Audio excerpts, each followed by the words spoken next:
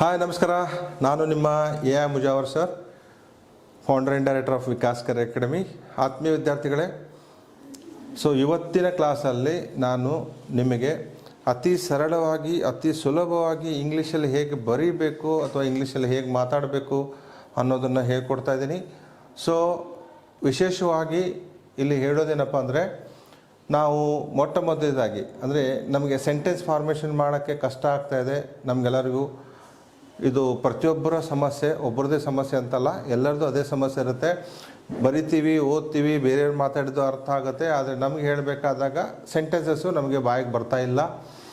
Of course am, are, is, have, has, have been, has been, and did, was, were, had been, will, shall, will be, shall be, will have been, shall have been, can, could, will, would, shall, should, may, might, must ಇವುಗಳನ್ನು ಹೇಗೆ ಬಳಸಬೇಕು? could have, would have, should have, might have, must have to, has to, had to, need to ಇವುಗಳನ್ನು ಹೇಗೆ ಬಳಸಬೇಕು, ಎಲ್ಲಿ ಬಳಸಬೇಕು, ಯಾವಾಗ ಬಳಸಬೇಕು ಅನ್ನೋದೇ ನಮಗೆ ಕನ್ಫ್ಯೂಸ್ ಆಗ್ತಾ ಇದೆ. I can understand your problem. ಆ ಒಂದು ಈ ಸಮಸ್ಯೆಯನ್ನು, ಆ ಒಂದು ನಿಮ್ಮ ಕಷ್ಟವನ್ನು ಇಲ್ಲಿ ನಾನು ಏನಂದರೆ ಪೂರೈಸ್ತಾ ಇದ್ದೀನಿ. ಇಲ್ಲಿ ಕ್ಲಿಯರಿಫೈ ಮಾಡ್ತಾ ಇದ್ದೀನಿ. ಫಸ್ಟ್ ಆಫ್ ಆಲ್, ನೀವು ಇಂಗ್ಲೀಷಲ್ಲಿ ಚೆನ್ನಾಗಿ ಬರಲಿಕ್ಕೆ ಬರಬೇಕು ಅಥವಾ ಮಾತಾಡೋಕ್ಕೆ ಬರಬೇಕಂದ್ರೆ ಮೇನ್ ವರ್ಬ್ಸನ್ನು ಪ್ರಾಕ್ಟೀಸ್ ಮಾಡಬೇಕು. ಮೇನ್ ವರ್ಬ್ಸ್ ದಯವಿಟ್ಟು ನೆನ್ಪಿಟ್ಕೊಳ್ಳಿ. ಮೇನ್ ವರ್ಬ್ಸ್ ಅಂದರೆ ಮುಖ್ಯ ಕ್ರಿಯಾಪದಗಳು. ಮುಖ್ಯ ಕ್ರಿಯಾಪದಗಳು. ಈ ಮುಖ್ಯ ಕ್ರಿಯಾಪದಗಳು ಯಾಕೆ ಬೇಕು ಅಂದರೆ, ಕನ್ನಡದಲ್ಲಿ ನಾವು ಸರಳವಾಗಿ ಹೇಳಿಬಿಡ್ತೀವಿ. ಬರೆದಿದ್ದೇನೆ, ಬರೆದಿದ್ದಾನೆ, ಹೋಗಿದ್ದಾನೆ, ಬಂದಿದ್ದಾನೆ, ಬಂದಿದ್ದಾಳೆ, ನೋಡಿದ್ದೇನೆ, ಊಟ ಮಾಡಿದ್ದೇನೆ, ಊಟ ಮಾಡಿದ್ದಾಳೆ, ಈ ರೀತಿಯಾಗಿ ಕನ್ನಡದಲ್ಲಿ ಸರಳವಾಗಿ ನಾವು ಹೇಳ್ತಾ ಬರ್ತೀವಿ. ಆದರೆ ಇಂಗ್ಲೀಷಲ್ಲಿ ಯಾವ ರೀತಿ ಹೇಳಬೇಕು ಅನ್ನೋದು ನಮಗೆ ಕಷ್ಟ ಆಗ್ತಾಯಿದೆ. ಯಾಕೆ ಕಷ್ಟ ಆಗ್ತಾಯಿದೆ ಅಂದರೆ, ಬಿಕಾಸ್ ಆಫ್ ಮೇನ್ ವರ್ಬ್ಸ್ ಅಂತ ಹೇಳ್ಬೋದು. Verb 1, verb 2, verb 3. ಯಾಕೆ ಅಂದರೆ ವರ್ಬ್ 1, ವರ್ಬ್ 2, ವರ್ಬ್ 3 ಬರಲಾರ್ದ ಕಾರಣ ಅಥವಾ ನಮಗೆ ಕನ್ಫ್ಯೂಸ್ ಇರೋದು ಕಾರಣದಿಂದ ನಮಗೆ ಸೆಂಟೆನ್ಸ್ ಫಾರ್ಮೇಷನ್ ಮಾಡೋಕ್ಕೆ ಕಷ್ಟ ಆಗ್ತಾ ಇದೆ. ಇನ್ನೊಂದು ವಿಶೇಷವಾಗಿ ಹೇಳಬೇಕು ಅಂದರೆ, ಈ ಸಹಾಯಕ ಕ್ರಿಯಾಪದ ಏನು am, are, is, have, has, have been, has been ಇದೆ, ಈ ಸಹಾಯಕ ಕ್ರಿಯಾಪದವನ್ನು ಮುಖ್ಯ ಕ್ರಿಯಾಪದಕ್ಕೆ ಹೇಗೆ ಬಳಸಬೇಕು ಅನ್ನೋದು ಭಾಳ ಇಂಪಾರ್ಟೆಂಟ್ ಇದೆ. ಇಲ್ಲಿ ನೋಡಿ, ಮೇನ್ ವರ್ಬ್ಸ್ ಇದೆ. Present tense. ಪ್ರೆಸೆಂಟ್ ಟೆನ್ಸ್ ಅಂದರೆ ವರ್ಬ್ 1.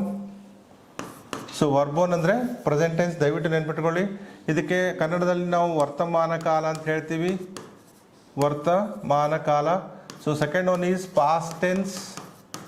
ಪಾಸ್ಟ್ ಟೆನ್ಸ್ ಮೀನ್ಸ್ ಭೂತಕಾಲ, ಆಗ. ಇದಕ್ಕೆ ವರ್ಬ್ 2 ಅಂತೀವಿ. ವರ್ಬ್ 1 ಆಯಿತು, ವರ್ಬ್ 2 ಆಯಿತು.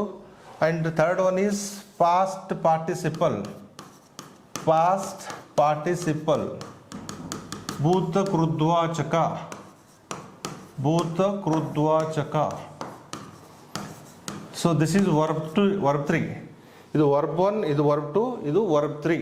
ಓಕೆ. ವರ್ಬ್ 1 ಅಂದರೆ ಈಗ ಅಂತ ಇಟ್ಕೊಳ್ಳಿ, ವರ್ಬ್ 2 ಅಂದರೆ ಆಗ ಅಂತ ಇಟ್ಕೊಳ್ಳಿ. ಬಟ್ ವರ್ಬ್ 3 ಅಂದರೆ ಆಮೇಲೆ ಅಂತ ಆಗಲ್ಲ, ನೆನ್ಪಿಟ್ಕೊಳ್ಳಿ. ಭೂತ ಕೃದ್ವಾಚಕ ಅಂದರೆ ಕ್ರಿಯೆ ಮುಗಿದಿರ್ತದೆ. ಯಾವುದು ಕ್ರಿಯೆ ಮುಗಿದಿರ್ತದೆ ಅದು ವರ್ಬ್ 3. ಒಂದು. ಎರಡನೇದು ಏನಂದರೆ ನೋಡಿ, ಈ ವರ್ಬ್ 3 ವಿಶೇಷತೆ ಏನಂದರೆ, ಪ್ರೆಸೆಂಟಲ್ಲೂ ಬಳಸ್ತೀವಿ, ಪಾಸ್ಟ್ ಟೆನ್ಸಲ್ಲೂ ಬಳಸ್ತೀವಿ, ಫ್ಯೂಚರ್ ಟೆನ್ಸಲ್ಲೂ ಬಳಸ್ತೀವಿ. ಅಂದರೆ present perfect, past perfect, future ಪರ್ಫೆಕ್ಟಲ್ಲಿ ವರ್ಬ್ 3ನೇ ಬರಬೇಕು. ಇದನ್ನು ದಯವಿಟ್ಟು ನೆನ್ಪಿಟ್ಕೊಳ್ಳಿ. ಈಗ ನೋಡಿ, ನಾನು ಇಲ್ಲಿ ನಿಮಗೆ ವರ್ಬ್ 1, ವರ್ಬ್ 2, ವರ್ಬ್ 3 ಇದನ್ನು ಇಂಗ್ಲೀಷು ಮತ್ತು ಕನ್ನಡದಲ್ಲಿ ಹೇಳ್ತಾ ಇದ್ದೀನಿ. ಗೋ, ಈಗ ಹೋಗು. ಓಕೆ. ಈಗ ಹೋಗು. I go to college. ನಾನು ಈಗ ಕಾಲೇಜಿಗೆ ಹೋಗುತ್ತೇನೆ ಅಂತ ಆಗುತ್ತೆ. ವೆಂಟ್, ಆಗ ಹೋದೆ. ಆಗ ಹೋದೆ. ಗೋದು ಭೂತಕಾಲ, ವೆಂಟ್, ಆಗ ಹೋದೆ. ಗಾನ್, ಹೋಗಿದ್ದೇನೆ. ಹೋಗಿದ್ದೇನೆ. ಹೋದೆ ಮತ್ತು ಹೋಗಿದ್ದೇನೆ ವ್ಯತ್ಯಾಸ ಏನಪ್ಪ ಅಂದರೆ, ಹೋದೆ ಮೀನ್ಸ್ ಕೆಲಸ ಆಗಿದೆ. ಬಟ್ ಈ ಹೋಗಿದ್ದೇನೆ ಅಂದರೆ ಈಗ ತಾನೇ ಕೆಲಸ ಆಗಿದೆ, ಕ್ರಿಯೆ ಈಗ ತಾನೇ ಮುಗಿದಿರುತ್ತೆ. ಈ ವರ್ಬ್ 3ಯನ್ನು ಪ್ರೆಸೆಂಟ್ ಟೆನ್ಸಲ್ಲೂ ಬಳಸ್ತೀವಿ, ಪಾಸ್ಟ್ ಟೆನ್ಸಲ್ಲೂ ಬಳಸ್ತೀವಿ, ಮತ್ತು ಫ್ಯೂಚರ್ ಟೆನ್ಸಲ್ಲೂ ಬಳಸ್ತೀವಿ. For example, I have gone to the market. ನಾನು ಈಗ ಸದ್ಯ ಮಾರ್ಕೆಟಿಗೆ ಹೋಗಿದ್ದೇನೆ, ಮಾರ್ಕೆಟಲ್ಲೇ ಇದ್ದೇನೆ ಅಂತ ಅರ್ಥ ಆಗುತ್ತೆ. ಅದೇ ರೀತಿಯಾಗಿ ಭೂತಕಾಲದಲ್ಲಿ ಹೇಳಬೇಕು ಅಂದರೆ, ನಾನು ನಿನ್ನೆ ಮಾರ್ಕೆಟಿಗೆ ಹೋಗಿದ್ದೆ ಅಥವಾ ನಾನು ನಿನ್ನೆ ಪೇಟೆಗೆ ಹೋಗಿದ್ದೆ ಅನ್ಬೇಕಾದ್ರೆ I had gone to the market ಅಂತಾಗುತ್ತೆ. ಅರ್ಥ ಮಾಡ್ಕೊಳ್ಳಿ ದಯವಿಟ್ಟು. ಹೋಗಿದ್ದೇನೆ ಪ್ರೆಸೆಂಟ್ ಟೆನ್ಸ್, ಹೋಗಿದ್ದೆ ಪಾಸ್ಟ್ ಟೆನ್ಸ್.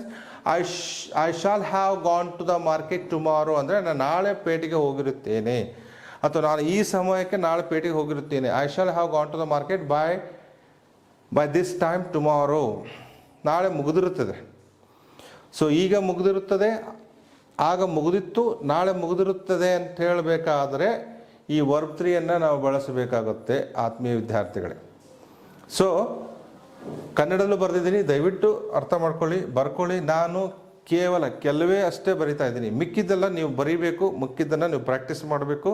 ಸೊ ನೆಕ್ಸ್ಟ್ ಬಂದುಬಿಟ್ಟು ಈಟ್ ಏಟ್ ಈಟನ್. ಈಟ್ ಈಗ ತಿನ್ನು, ಏಟ್ ಆಗ ತಿಂದೆ, ಆಗ ತಿಂದೆ, ಈಟನ್ ತಿಂದಿದ್ದೇನೆ, ಈಗ ತಿಂದಿದ್ದೇನೆ. ಓಕೆ, ಫಾರ್ ಎಕ್ಸಾಂಪಲ್ ನೋಡಿ ಕನ್ನಡದಲ್ಲಿ ಆ ಈಟ ಮ್ಯಾಂಗೋ, ನಾನು ಈಗ ಮಾವಿನ ತಿನ್ನುತ್ತೇನೆ, ತಿನ್ನಬೇಕು, ಇನ್ನೂ ತಿಂದಿಲ್ಲ. ಆ ಏಟ ಮ್ಯಾಂಗೋ, ಆಗ ತಿಂದೆ. I have eaten a mango, ತಿಂದಿದ್ದೇನೆ, ಈಗ ತಿಂದಿದ್ದೇನೆ, ಈಗ ಸದ್ಯ ತಿಂದಿದ್ದೇನೆ ಅಂತ ಹೇಳಿ ಅರ್ಥ ಆಗುತ್ತೆ. I had eaten mangoes last year, ನಾನು ಹೋದ ವರ್ಷ ತಿಂದಿದ್ದೆ ಅಂತಾಗತ್ತೆ. I shall have eaten mango by next week, ಮುಂದಿನ ವಾರ ತಿಂದಿರುತ್ತೇನೆ ಅಂತಾಗತ್ತೆ. ಅಂದರೆ verb 3 is very very important. Verb 1 verb 2 ಎಷ್ಟು ಇಂಪಾರ್ಟೆಂಟ್ ಇದೆ, ವರ್ಬ್ 3 ಅಷ್ಟೇ ಇಂಪಾರ್ಟೆಂಟ್ ಇದೆ. So I hope you are understanding. This is very very important. ನಿಮ್ಮ ಇಂಗ್ಲೀಷಲ್ಲಿ ಬರೀಬೇಕು ಅಥವಾ ಮಾತಾಡಬೇಕು ಅಂದರೆ ಇದು ನಿಮಗೆ ಬರಲೇಬೇಕು, otherwise you can't make the sentences. ಇವುಗಳನ್ನು ಇಟ್ಟುಕೊಂಡು ನಾವು ಹೇಗೆ ಬೇಕಾದಾಗೂ ಆಟ ಆಡ್ಬೋದು ಅಥವಾ ಸೆಂಟೆನ್ಸಸ್ ಮಾಡಬಹುದು. ಇವುಗಳು ಇಲ್ಲ ಅಂದರೆ ಸೆಂಟೆನ್ಸಸ್ ಮಾಡೋಕ್ಕೆ ಬರಲ್ಲ. Very very simple logic. So I hope you are understanding. And ವಿಶೇಷವಾಗಿ ಇನ್ನೊಂದು ನಾನು ಹೇಳಕ್ಕೆ ಬಯಸೋದೇನೆಂದರೆ, ನಾನು ಏನು ನೀವು ವೀಡಿಯೋಸ್ಗಳನ್ನು ನೋಡ್ತಾ ಇದ್ದೀರಿ ನನ್ನ ಆ್ಯಪ್ ಮೂಲಕ, ಸೊ ದಯವಿಟ್ಟು please take a pen and book and write down. ನಾನು ಏನು ಹೇಳ್ತಾ ಇದ್ದೀನಿ ದಯವಿಟ್ಟು ಬರೆದು ಅರ್ಥ ಮಾಡ್ಕೊಳ್ಳಿ. ಬರಿತಾ ಇರಬೇಕು. ಆಮೇಲೆ ಕ್ಲಾಸ್ ಮುಗಿದ್ಮೇಲೆ ನಿಮ್ಮ ಓನ್ ಸೆಂಟೆನ್ಸಸ್ಸನ್ನು ಬರಿತಾ ಹೋಗಬೇಕು. ಈ ರೀತಿ ಮಾಡಿದರೆ ಮಾತ್ರ ನಿಮಗೆ ಇಂಗ್ಲೀಷ್ ಈಸಿ ಆಗಲಿಕ್ಕೆ ಸಾಧ್ಯ ಇದೆ. ದಯವಿಟ್ಟು ಹಾಗೆ ಜಸ್ಟ್ ನೋಡೋಕೆ ಹೋಗಬೇಡಿ. Don't try to understand English, try to speak English.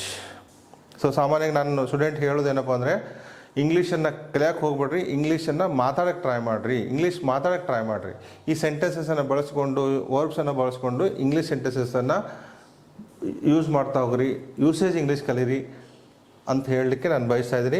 So Singh, ಈಗ ಹಾಡು, ಈಗ ಹಾಡು. I sing a song, we sing a song, ನಾವು ಈಗ ಹಾಡನ್ನು ಹಾಡುತ್ತೇವೆ. ಸ್ಯಾಂಗ್, ಆಗ ಹಾಡಿದೆವು, ಹಾಡಿದೆವು. ಸಂಗ್, ಹಾಡಿದ್ದೇವೆ, ಹಾಡಿದ್ದೇವೆ ಅಥವಾ ಹಾಡಿದ್ದೇನೆ ಅಂತಲೂ ಬರುತ್ತೆ. Okay, I sing a song ಅಥವಾ ವಿ ಸಿಂಗ್ ಎ ಸಾಂಗ್, ನಾವು ಈಗ ಹಾಡನ್ನು ಹಾಡುತ್ತೇವೆ. ವಿ ಸ್ಯಾಂಗ್ ಎ ಸಾಂಗ್, ನಾವು ಆಗ ಹಾಡನ್ನು ಹಾಡಿದೆವು. We have sung a song, ಈಗ ಹಾಡನ್ನು ಹಾಡಿದ್ದೇವೆ. We had sung a song last year, ನಾವು ಹೋದ ವರ್ಷ ಹಾಡಿದ್ದೆವು. We shall have a sung a song by tomorrow, ನಾವು ನಾಳೆ ಹಾಡಿರುತ್ತೇವೆ. ಸೊ ಈ ಏನಿದೆ ನೋಡಿ, ವರ್ಬ್ 1 ವರ್ಬ್ 2 ವರ್ಬ್ 3 ಇವುಗಳು ಬಹಳಷ್ಟು ಇವುಗಳಿದ್ದಾವೆ. ಅಂದರೆ ಮೇನ್ ವರ್ಬ್ಸು ಭಾಳ ಇದ್ದಾವೆ. ಸೊ ಈ ಮೇನ್ ವರ್ಬ್ಸನ್ನು ನೀವು ಪ್ರಾಕ್ಟೀಸ್ ಮಾಡ್ತಾ ಹೋಗಬೇಕು. ಸೊ ಗೂಗಲಲ್ಲಿ ಸರ್ಚ್ ಮಾಡಿ ನೋಡಿದಾಗ ಭಾಳಷ್ಟು ನಿಮಗೆ ವರ್ಬ್ 1 ವರ್ಬ್ 2 ವರ್ಬ್ 3 ಸಿಗ್ತವೆ.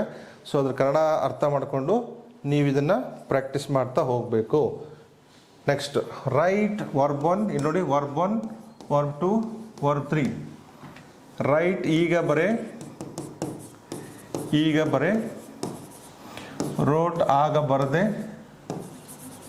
ಆಗ ಬರದೆ. ರಿಟರ್ನ್, ಬರೆದಿದ್ದೇನೆ, ಬರೆದಿದ್ದೇನೆ, ಬರೆದಿದ್ದೇನೆ.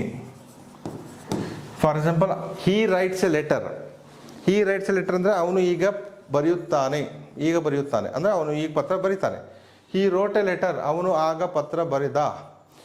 He has written a letter, ಅವನು ಪತ್ರ ಬರೆದಿದ್ದಾನೆ, ಈಗ ಬರೆದಿದ್ದಾನೆ.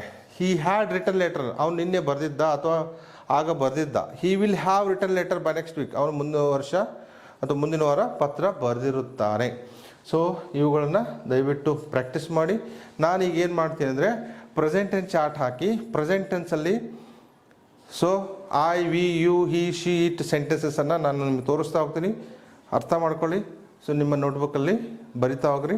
So I am going to teach next class present tense chart.